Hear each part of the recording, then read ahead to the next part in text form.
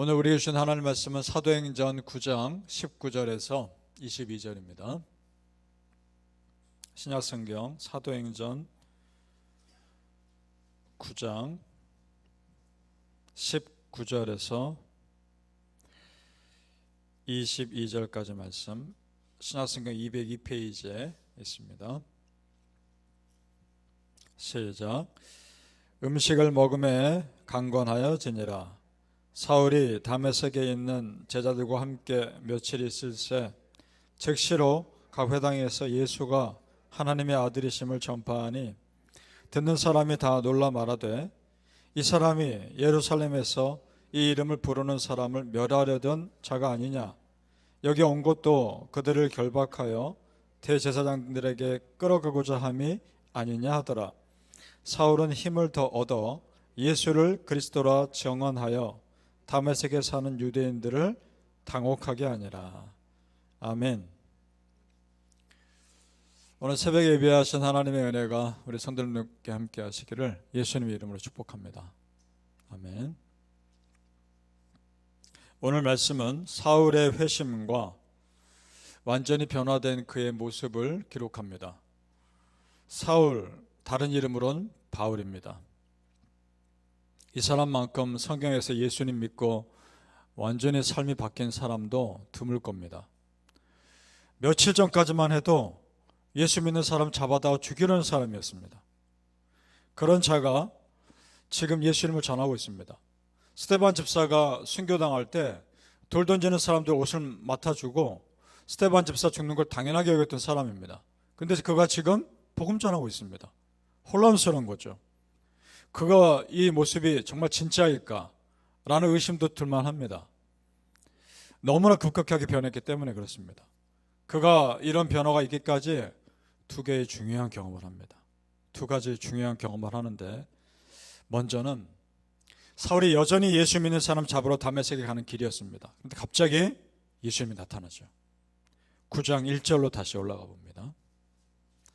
사도행전 오늘 9장 읽었는데 1절로 가보시면, 제가 중간 부분까지만 읽겠습니다.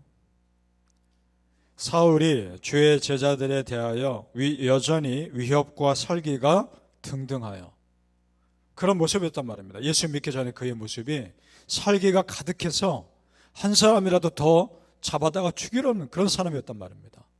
그럼 그에게 예수님이 나타납니다. 3절과 4절을 같이 읽어보죠. 3절과 4절입니다. 시작.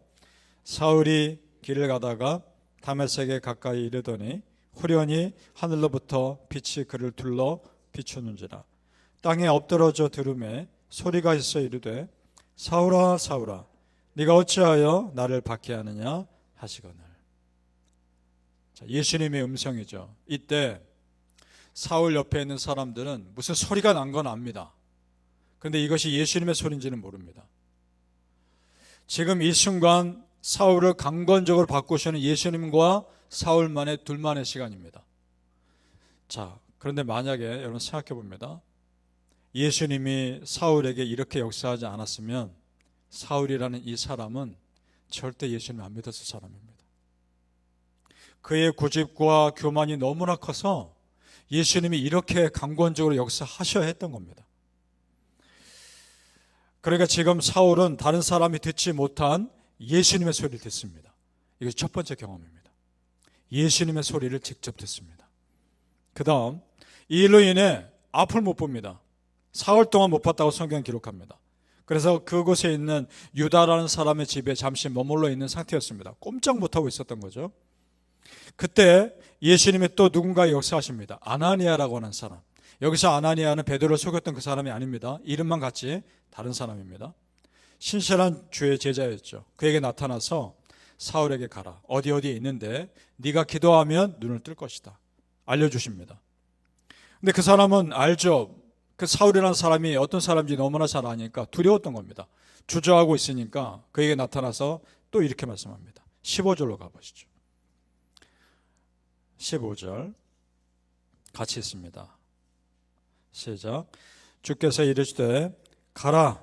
이 사람은 내 이름을 이방인과 임금들과 이스라엘 자손들에게 전하기 위하여 택한 나의 그릇이라. 아멘. 사람들 보기에 사울은 교회를 핍박하는 자였죠. 그러나 예수님이 보시는 사울의 잠재력은 이방인 선교를 위한 그의 택한 그릇이었습니다. 그렇다면 성도님들, 예수님이 보시는 것이 맞습니다. 그리고 예수님 보시는 대로 쓰임 받는 겁니다. 그래서 소망이 생깁니다. 우리 성도님들, 예수님 보시기에 쓰임 받을 만한 그릇들 다 되시기를 축복합니다. 아멘. 18절을 가보시죠. 18절 같이 읽습니다. 시작. 즉시 사울의 눈에서 비늘 같은 것이 벗어져서 다시 보게 된지라 일어나 세례를 받고. 아멘. 아나니아가 기도해 주니까 즉시 눈에서 비늘 같은 것이 벗겨집니다. 굉장히 상징적인 의미가 있습니다. 그동안 사울의 눈을 가리고 있던 세상의 껍질이 벗겨진 겁니다. 그러니까 자신의 판단이 옳다고 했던 고집의 껍질, 다른 사람을 판단하고 정죄했던 그 교만의 껍질, 그것들이 다 벗겨진 겁니다. 그래서 진정 보아야 할 것을 본 겁니다. 이것이 두 번째 경험입니다. 그러니까 보십시오. 들어야 할 것을 듣고 보아야 할 것을 보니까 그의 삶이 달라진 겁니다. 믿습니까? 우리가 그럴 수 있기를 바랍니다. 정말 우리가 들어야 할 하나님의 소리를 듣고 보아야 할 영적인 것들을 보며 우리의 삶이 달라질 수 있기를 축복합니다. 아멘. 그러자 즉시로 회당에서 복음을 전합니다. 20절 말씀 시작.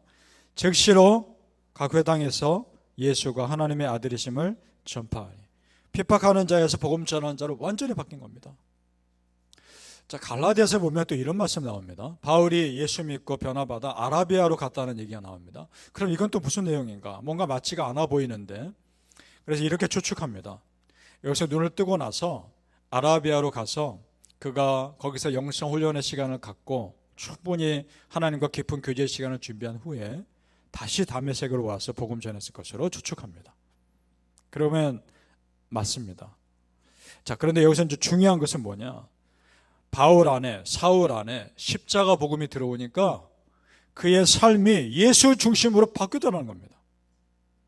좀 자연스러운 겁니다.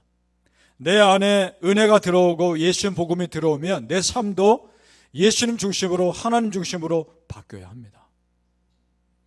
그것이 축복입니다. 그래서 그런 삶은 이전에 중요하게 여겼던 보던 것과 이전에 중요하게 여겼던 듣는 것의 기준이 완전히 달라집니다. 그래서 예수 믿기 전과 후의 삶이 완전히 달라지는 겁니다.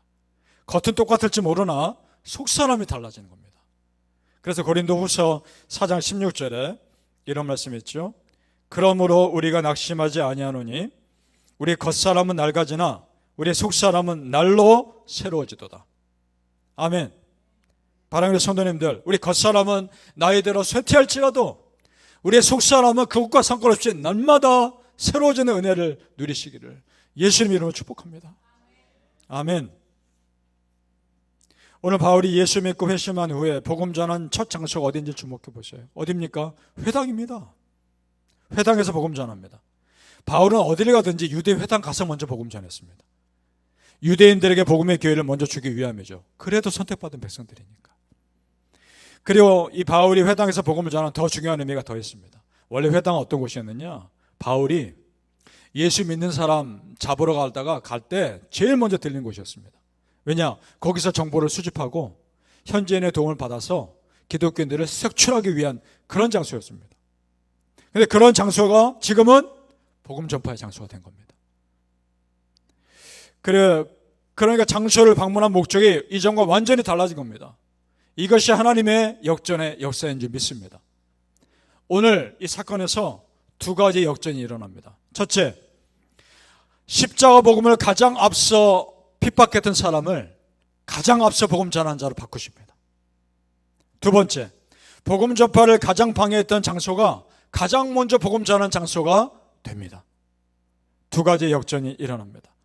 성도님들, 그래서요, 따라서 이 세상에 아무리 복음을 거부해도 하나님의 거대한 구원의 물줄기는 그대로 흐르는 겁니다.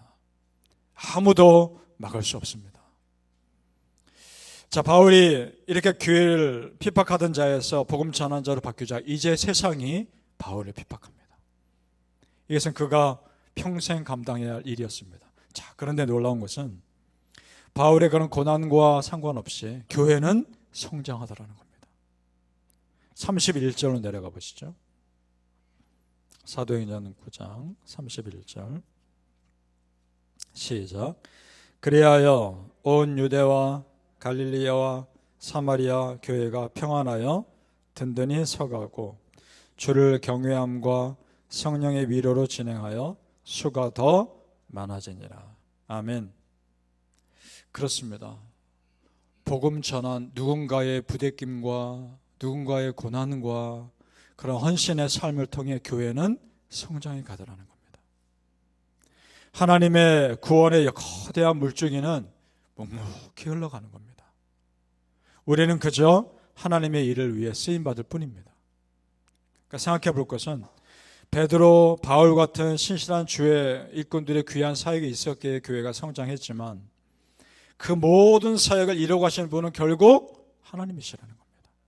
믿습니까? 그러니까 우리는 그저 그 과정에서 쓰임받을 뿐입니다. 따라서 성도님들, 내가 하나님 나라의 영광을 위해 쓰임받을 기회가 주어진다면 후회하지 않을 만큼 섬기실 수 있기를 축복합니다. 그것은 하나님께서 나에게 주신 기회입니다.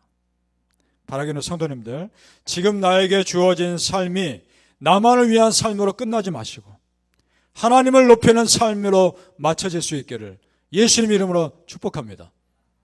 아멘. 기도하겠습니다. 아버지 하나님, 감사합니다.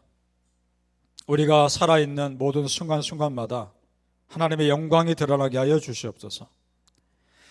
내가 그 은혜의 거대한 물줄기에 조금이라도 쓰임받을 수 있는 주의 종이 되게 하여 주시옵소서. 하나님께서 우리를 부르셨을 때 진에 다하도록 쓰임받기를 원합니다. 그래서 하나님께 칭찬받게 해주시고 하나님께 인정받게 해주옵소서. 세상 사람들은 알아주지 않아도 상관없습니다. 하나님이 알아주시면 그걸로 충분합니다. 아버지 하나님, 그 은혜의 사람들로 살아가게 하시고 바울을 쓰셨던 것처럼 우리도 그렇게 사용해 주옵소서. 바울을 그렇게 하나님께서 마음껏 쓰셨을 때 교회가 아름답게 성장했던 것처럼 우리를 그렇게 사용하여 주옵소서. 그래서 하나님만 높이며 사는 사람 되게 하옵소서. 예수님 이름으로 기도합나이다. 아멘.